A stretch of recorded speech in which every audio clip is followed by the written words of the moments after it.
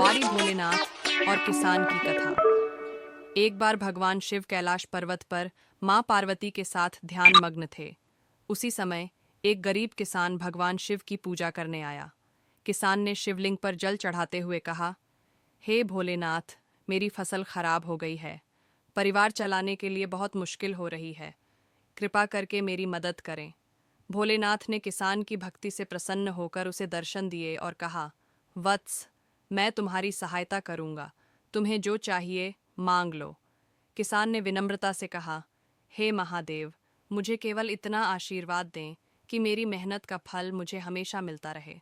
भोलेनाथ मुस्कुराए और कहा, तथास्तु। इसके बाद उन्होंने किसान को एक जादुई बैल दिया और कहा, यह बैल तुम्हारे खेत में काम करेगा और तुम्हारी फसल हमेशा अच्छी होगी। लेकिन ध्यान रहे, इस बैल को कभी धोखा मत देना।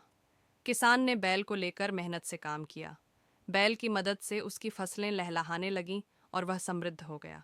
लेकिन धीरे धीरे किसान में अहंकार आ गया।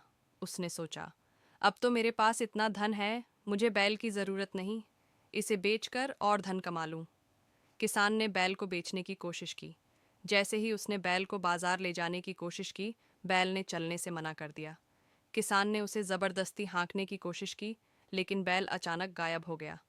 किसान को अपनी गलती का एहसास हुआ और वह भगवान शिव के पास जाकर क्षमा मांगने लगा। भोलेनाथ ने उसे क्षमा कर दिया और कहा, मनुष्य को कभी भी अपनी मेहनत और ईमानदारी का साथ नहीं छोड़ना चाहिए। अहंकार विनाश का कारण बनता है। किसान ने अपनी भूल से सीख ली और फिर से ईमानदारी और मेहनत से जीवन बिताने लगा। कहानी हमें सिखाती है कि मेहनत और ईमानदारी से सफलता मिलती है और अहंकार हमें पतन की ओर ले जाता है।